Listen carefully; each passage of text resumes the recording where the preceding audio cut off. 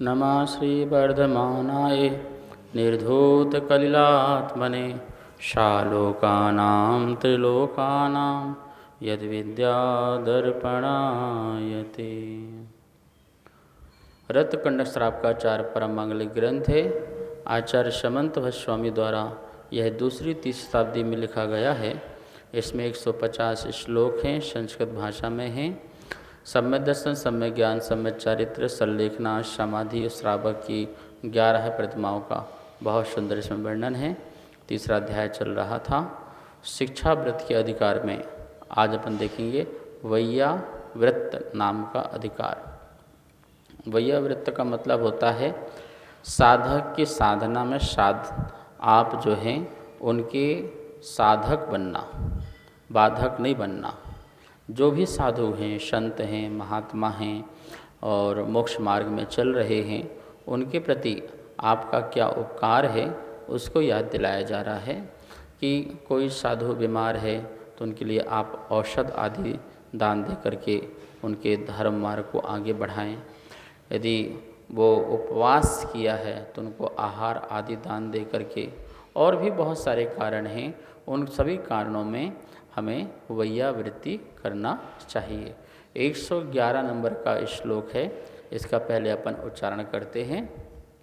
दानम वैयावृत्तम धर्माय तपोधनाय गुणनिधये अनपेक्षितोपचारो पक्रियमग्रहाय विभवेन। दानं वैयावृत्तं धर्माय तपोधनाय गुणनिधये अनपेक्षितोपचारो पक्रियमग्राह्य विभवेन। इस श्लोक का उच्चारण हुआ और एक एक शब्द का अर्थ देखिए। तपोधनाय, तप रूप धन से युक्त तथा गुणनिधये, सम्यक दर्शन आदि गुणों के भंडार, अग्रहाय, गृह त्यागी मुनीश्वर के लिए, विभवेन, विधि द्रव्य आदि संपत्ति के अनुसार, अनपेक्षितोपचारोपक्रियम, प्रतिदान और प्रत्युपकार की अपेक्षा से रहित, धर्माय, 100 पर के धर्म की वृद्धि के लिए जो दान दिया जाता है वह वैयावृत्त कहलाता है। बहुत सुंदर यहाँ पर वैयावृत्त का जो है लक्षण दिया गया है। पहली बात तो वैयावृत्ति किसकी होती है, तो यहाँ पर 3 विशेषण दिए हैं। जो 3 विशेषण के धनी हैं उनकी वैयावृत्ति होती है। कौन कौन से 3 विशेषण दिए हैं? तपोधनाय, तपोधनाय मतलब तप रूपी धन जिनके पास है, बाहर का धन नहीं, बाहर का वैभव नहीं, बाहर की संपत्ति नहीं, कोई बैंक बैलेंस नहीं, गाड़ी घोड़ा नहीं। तपोधनाय, तप ही जिनका धन है, जो सदा ही अंतरंग तप, बहिरंग तप, ये जो 12 प्रकार के जो तप हैं उन तपों को तपते हैं।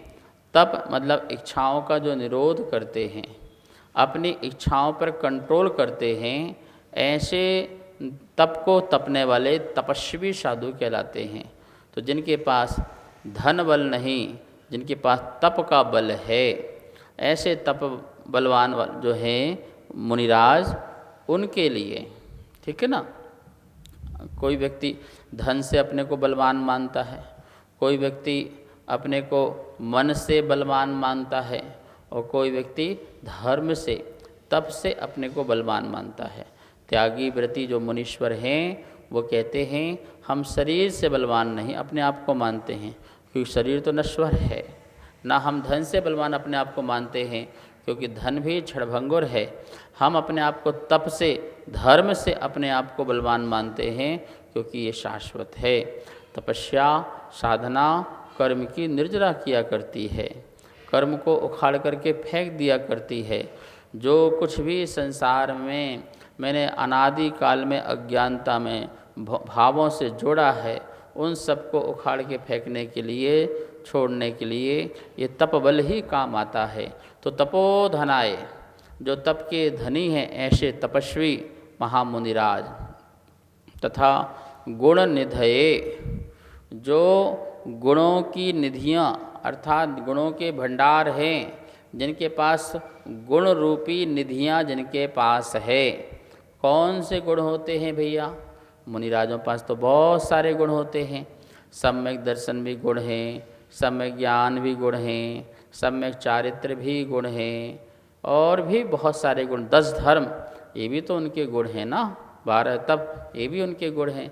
तो ऐसे अब महाराज जी के सामने 108 लगाते हो ना?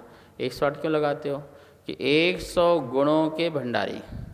वैसे तो बहुत सारे गुण हैं, लेकिन जिनका वो बुद्धिपूर्वक पालन करते हैं, ऐसे 108 प्रकार के जो हैं मुनिराज के गुण होते हैं। इसलिए उनके आगे अपन क्या लगाते हैं? 108 आचार्य श्री 108 विद्यानंद जी मुनिराज, ऐसा 108 लगाते हैं।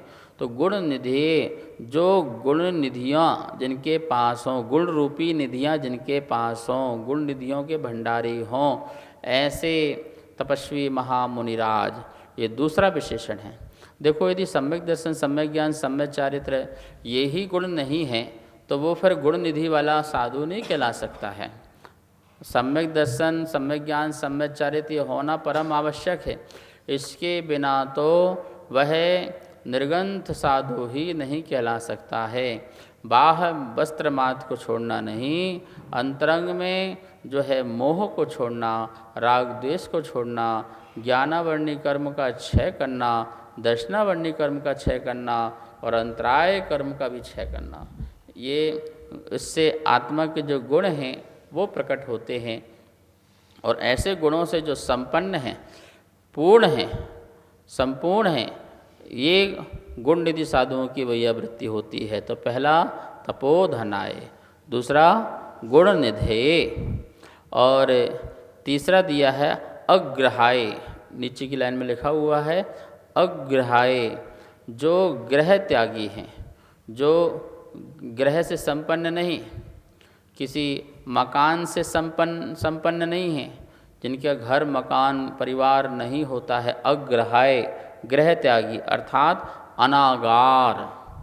कैसे हैं? अनागार हैं, कोई आगार नहीं है, कोई घर नहीं है, कोई परिवार नहीं है, इससे रहित हैं। ऐसे मुनियों की धर्माए, धर्म के लिए, अपने धर्म के लिए, दानम वैयावृत्तम, दान करना चाहिए, अर्थात दान को ही वैयावृत्ति कहा है। दानम वैयावृत्तम, दिया जाता है, जो दिया जाता है। 4 प्रकार का जो दान है उसे वैयावृत्ति में आचार्य समंत भट्ट स्वामी ने लिया है। लोगों की धारणा यह है कि वैयावृत्ति मात्र पैर हाथ दबाना, मालिश करना, थकान उतारने के लिए जो कार्य करना, वो वैयावृत्ति है।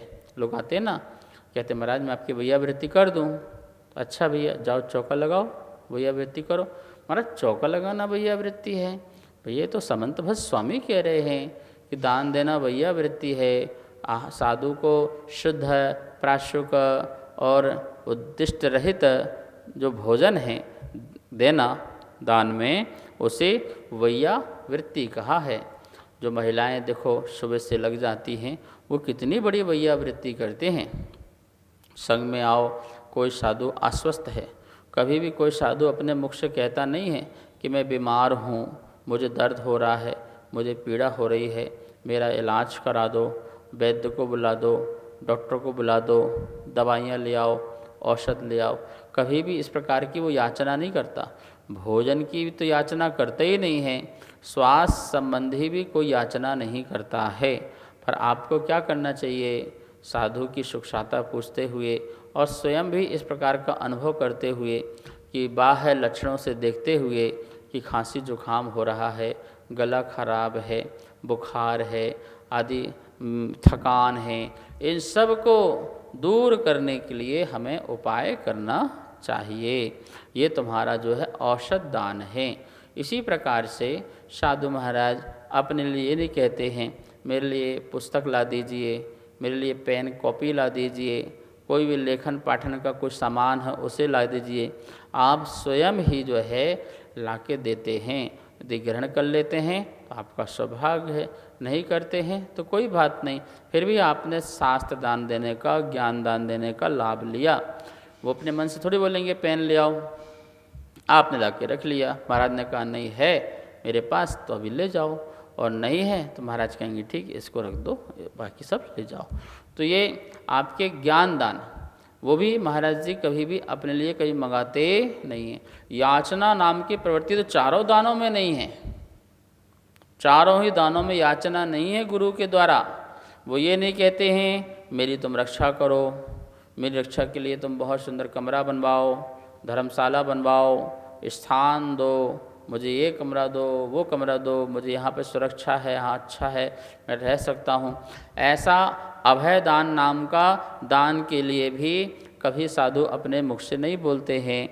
ऐसे ही ज्ञान दान, ऐसे ही अभय दान और ऐसे ही आहार दान, औषध दान, इन चारों प्रकार के दान में कभी भी मुनिराज जो हैं नीचे होकर के, अर्थात अपने स्वाभिमान को गिरा करके, अपनी सिंह वृत्ति को छोड़ करके कभी भी याचना का काम नहीं करते हैं। जैसे सिंह जो है कभी किसी से कोई याचना थोड़ी करता है, मेरे भूख लगी है तो मुझे भोजन दे दो। कभी ये याचना नहीं करता है अरे मैं जंगल में हूँ, मेरी हाइट छोटी है, मेरी कमर पतली है, मैं अकेला हूँ, मेरा कौन देखेगा, कौन रक्षा करेगा। नहीं, भले ही वो जंगल में अकेला है, भले छोटी हाइट है, लेकिन राजा की तरह जीता है, ठीक है ना। वो डरपोक जीवन नहीं जीता है, किसी से अपने भोजन पानी और रहने की कोई याचना नहीं करता है। अपने बल पर जो करता है वो अपने बल पर करता है। ऐसे ही दिगंबर साधु भी कभी भी भोजन की, औषध की और बसतिका आदि की और किसी प्रकार के शास्त्र संबंधी वस्तुओं की कोई भी याचना नहीं करता है, क्योंकि याचना करना सबसे बड़ा पाप माना है। मूलाचार ग्रंथ में वट्टकेर आचार्य स्वामी कहते हैं कि इसे अधा कर्म दोष कहा है। वो कहते हैं सभी प्रकार के दोष एक तरफ और अधा कर्म नाम का दोष एक तरफ। बोले सारे दोष क्षम्य हैं, वो आपको क्षमा करने लायक हैं, लेकिन अधा कर्म नाम का जो दोष है वो किसी प्रकार का क्षमा करने लायक नहीं है। अधा मतलब नीच कर्म, सबसे बड़ा नीच कर्म है। साधु अपने मुख से अपने लिए कुछ चीज़ की याचना करता है, वो सबसे बड़ा नीच कर्म है। और उसमें लिखा है ऐसा नीच कर्म वाला जो साधु वह निगोद आदि तक की यात्रा करता है, वह नीच गति आदि को प्राप्त करता है। तो देखो कैसे तपस्वी साधु की भैया वृत्ति करना। तो इसलिए तो आप विषयों की आशा नहीं जिनके साम्य भाव धन रखते हैं, ऐसे ज्ञानी साधु जगत के दुख समूह को हरते हैं।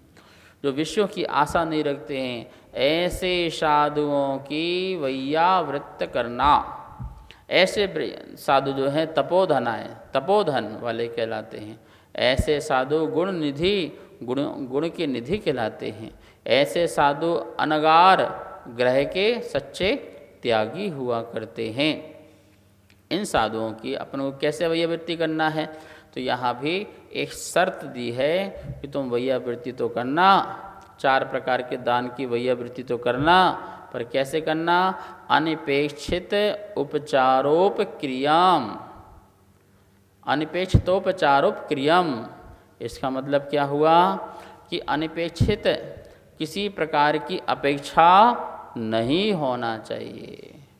उपचारोप क्रियम, उनसे किसी प्रकार का प्रतिदान और प्रत्युपकार की भावना नहीं होना चाहिए। प्रतिदान मतलब हमने कुछ दिया है दान, तो आपसे भी हमें कुछ प्राप्ति हो जाए। जैसे आप किसी को गिफ्ट देते हो तो उससे लिफ्ट लेने की सोचते हो कि आज हमने गिफ्ट दी है, कभी ना कभी उससे हमें लिफ्ट भी मिलेगा, सहारा मिलेगा, कभी न कभी काम आएगा। दीपावली में लोग क्या करते हैं, बहुत गिफ्ट बांटते हैं। क्यों बांटते भैया? खुशी खुशी बांटते हैं क्या? कोई खुशी में नहीं बांटता है। अपने व्यापारियों को, अपने आस पड़ोस को, मिलने जुलने वालों को, रिश्तेदारों को ये सुंदर सुंदर गिफ्ट बना करके देते हैं, लिफाफे भी देते हैं। वो क्यों देते हैं? क्योंकि भैया इनसे व्यापार होना है, इनके साथ उठना बैठना है, अपना स्वार्थ सिद्ध होगा इनसे। कभी न कभी किसी न किसी मोड़ में ये हमारे व्यापार में, परिवार में काम आएंगे, सहयोगी बनेंगे। इसलिए इनको अपन क्या करते हैं, गिफ्ट आदि दे देते हैं। लेकिन यहाँ कह रहे हैं मुनिराज को 4 प्रकार का दान देना, पर प्रतिदान की भावना से मत देना। प्रतिदान की, मुझे भी इनसे कुछ क्या हो, प्राप्ति हो। इनके प्रति उपकार करना, पर प्रत्युपकार की भावना से मत करना कि हम गुरु जी को दान देंगे तो उपकार करेंगे तो हमारा भी उपकार होगा। कैसे उपकार होगा? महाराज जी मंत्र दे देंगे, महाराज जी तंत्र दे देंगे, महाराज जी हमारे समस्याओं का समाधान कर देंगे, हमारे लिए ये बताएंगे वो बताएंगे। मतलब प्रत्युपकार लिखा है टीका, इसमें टीका में लिखा, क्या लिखा है? अनपेक्षितोपचारोपक्रियाम उपचारः प्रतिदानम उपक्रिया मंत्र तंत्रादिना प्रत्युपकरणम ते न अपेक्षते एना। उनसे किसी भी प्रकार की मंत्र तंत्र यंत्र आदि की भावना से, मतलब ये हमें प्राप्त हो जाएगा। महाराज जी तो बड़े प्रसन्न हो जाएंगे, बड़े खुश हो जाएंगे। क्या श्रावक है, बहुत बढ़िया चौका लगाता है, बढ़िया औषध देता है, बहुत ही अच्छा आहार दान देता है, खूब भैया वृत्ति करता है, तो खुश हो गए महाराज जी। और फिर महाराज से बोले, महाराज जी बड़ा परेशान हूँ, कुछ करो। क्या करें? कोई मंत्र दे दो, बड़ा परेशान हूँ, कोई जुगाड़ कर दीजिए। ठीक है ना? अच्छा अच्छा, चलो चलो, करता हूँ, देता हूँ। ये तो हो गया स्वार्थ भावना। आप करते रहते और साधु के मुख से स्वयं निकलता कि अरे भाई तू लगता है परेशान है, तू चिंता मत कर, जा पंच परमिष्टि की आराधना कर, जा शांति धारा कर, अभिषेक किया कर, बहुत भैया वृत्ति किया कर, साधु संग चला कर, तेरा सब बढ़िया हो जाएगा। देखो मुनिराज ने तुम्हें बिना बताए ही सारे उपाय बता दिए, सारे कार्य तुम्हारे सिद्ध हो गए। ये है निस्वार्थ भावना। आचार्य विमल सागर जी महाराज हमेशा हर किसी के प्रति निस्वार्थ भावना से लोगों को देते थे, कुछ भी बताते थे तो लोगों के कार्य भी पूरे हुआ करते थे। जब स्वार्थ की भावना से हम करते हैं कि हमारे स्वार्थ क्या है, मुनिराज का स्वयं स्वार्थ आ जाए कि मेरा स्वार्थ है लोग जुड़ेंगे, आएंगे, दान देंगे, उपकार करेंगे, ये करेंगे, वो करेंगे, तो फिर वो स्वार्थ भावना से कार्य की सिद्धि नहीं हुआ करती है। इस प्रकार का यहाँ पर दान देने की बात कही। शेष विषय को कल करेंगे, समय हो चुका है। आइए माँ जिनवाणी की स्तुति करते हैं। जावाणी के ज्ञान से सूझे लोकालो, शोवाणी मस्तक धरो सदा देत हों धो। हे जिनवाणी भारती तो है जपो दिन रैन, जो तेरी शरणा धरे सो पावे सुख चैन। सबको बहुत बहुत मंगल आशीर्वाद।